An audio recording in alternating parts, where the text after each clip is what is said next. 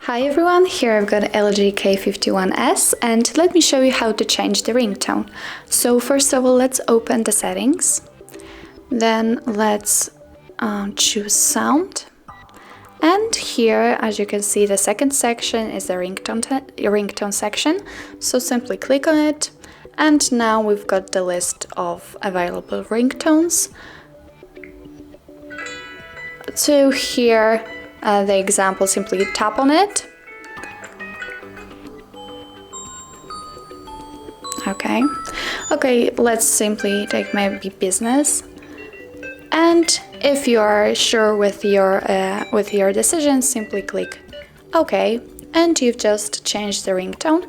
As you can see, you can also change the notification sound.